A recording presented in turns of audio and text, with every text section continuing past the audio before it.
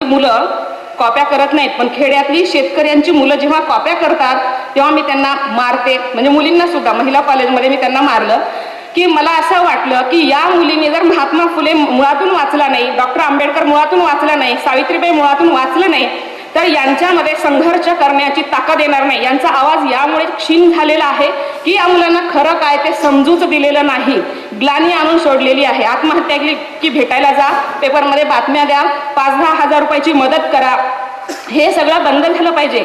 मुळामध्ये त्याच्या मनगटामध्ये कमवण्याची ताकद आली पाहिजे. आणि कल्याणकारी योजनांना सुद्धा माझा विरोध आहे.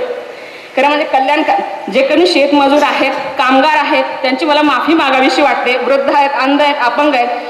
अंधांनी सुद्धा स्वावलंबन करायचं ठरवलं तर करू शकतात. लहान मुलं फक्त कमवता येणार नाही, पण कृपया इतरांच्या कष्टाच्या मालावरती आपलं आयुष्य जगण्याचे स्वप्न बघू नका आणि त्यासाठी राज्यकर्त्यांकडे आग्रह धरू नका.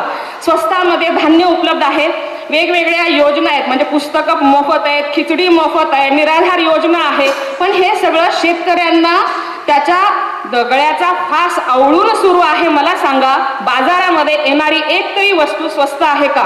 म्हणजे हॉटेलमध्ये गेला तर तुम्हाला ताक मिळणार नाही, पण पेप्सी, लस्सी मिळेल. या भांडवलदारांनी ज्याच्यामध्ये नफा आहे त्या सगळ्या वस्तू निर्माण केलेल्या आहेत आणि ज्याच्यामध्ये नफा नाही त्या सगळ्या वस्तू मुळातून बाजूला काढल्यात. नफा नाही म्हणजे त्या शेतकऱ्यांच्याच वस्तू आहेत, त्या उपलब्ध होत नाहीत, त्याला मालाला भाव मिळत नाही. याही सगळ्या गोष्टींचा आपण विचार केला पाहिजे आणि यासाठी संघटित झालं पाहिजे. इथं बोलण्याची संधी दिली त्याबद्दल धन्यवाद व्यक्त करतील अशोक नागरगोजे.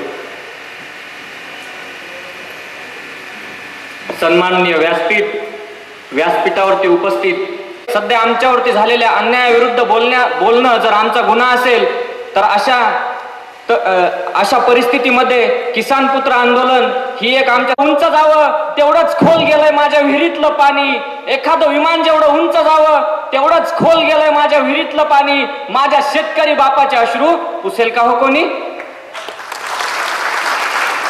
नदीच्या प्रत्येक थेंबासोबत शेतकऱ्याचं रक्तही आटलं, नदीच्या प्रत्येक थेंबासोबत शेतकऱ्याचं रक्तही आटलं. रखरखणारं निळं आभाळ बायका पोरांच्या डोळ्यामध्ये दाटलं. रोजच छातीवर दगड ठेवून रोजच कोंड्याची भाकर थापणारी आई, छातीवर दगड ठेवून रोजच कोंड्याची भाकर थापणारी आई, दुधापायी गेलेल्या वासरासाठी गोट्यात हंबरडा फोडणाऱ्या गाई, पावसाच्या एका थेंबासाठी आसुसलेला काळ्या मातीचा एक एक कण आणि आत्महत्येच्या उंबरट्यावरती पोहोचलेलं माझ्या शेतकऱ्याचं मन दिसलं का हो कुणाला? नाही. मध्येच आला काल यांचा दुष्काळी दौरा. काय साध्य झालं? अरे दुष्काळ बघायचा आहे ना, त्या लाल पट्टीवाले बाबाच्या डोळ्यामध्ये बघा, दुष्काळ दिसेल. दुष्काळ बघायचा आहे ना, हे आमच्या माय माऊलीच्या डोळ्यामध्ये बघा, दुष्काळ दिसेल. माझ्या बापानं प्रत्येक वर्षी, माझा शेतकरी बाप वर्षानुवर्ष या काळ्या आईच्या उदरामध्ये स्वप्न घेऊन जगला. माझ्या बापाला प्रत्येक वर्षी वाटायचं ह्या वर्षी पाऊस चांगला होईल, चांगलं पिकल, त्यानंतर माझ्या लेकरा बाळांना अंगभर कपडा घेता येईल, आजारी आईला दवाखान्यात नेता येईल. पण क्रूर नियतीच्या अमान्य निर्णयापुढं माझा बाप हतबल झाला. माझ्या बापाचं स्वप्न स्वप्नच राहिलं.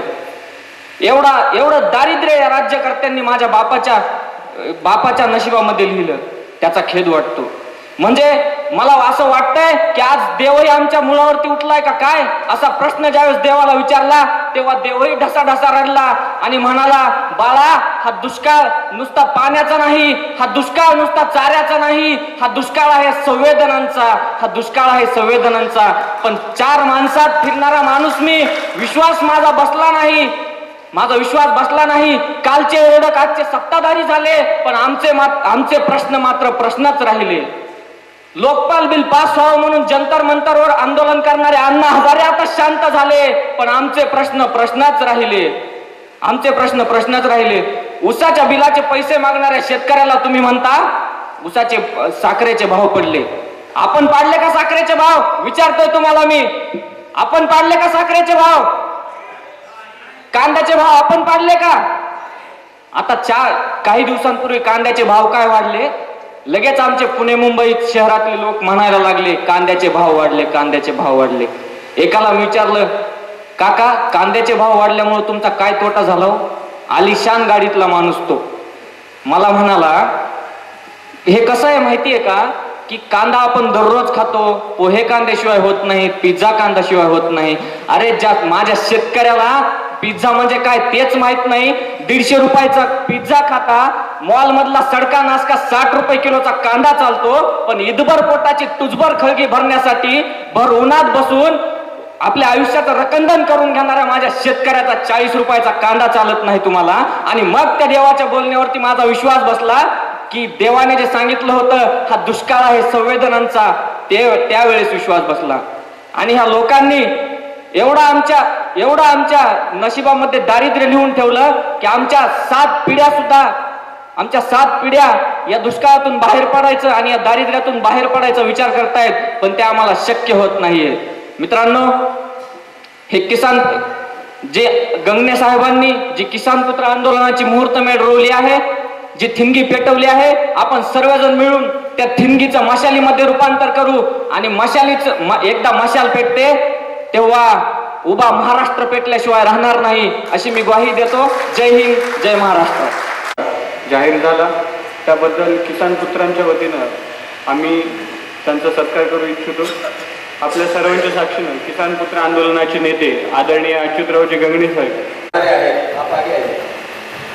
आणि शेतकरी संघटनेमध्ये शरद जोशींच्या बरोबर अनेक आमच्यासाठी आमच्यासारख्या सहकाऱ्यांना त्यांच्यापासून खूप प्रेरणा मिळते.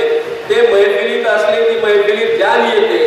असा आमच्या सगळ्या चळवळीच्या कार्यकर्त्यांच्या जिव्हाळ्याचा मित्र. गेल्या मागच्या वेळेला आम्ही साऱ्याच्या वतीने पुरस्कार मिळाला. तो पुरस्कार 1 लाख रुपयाचा. ते पैसे त्यांनी थेट जे आत्महत्याग्रस्त शेतकरी कुटुंबातल्या विद्वांना आहेत त्यांच्या मदतीसाठी देऊ केले.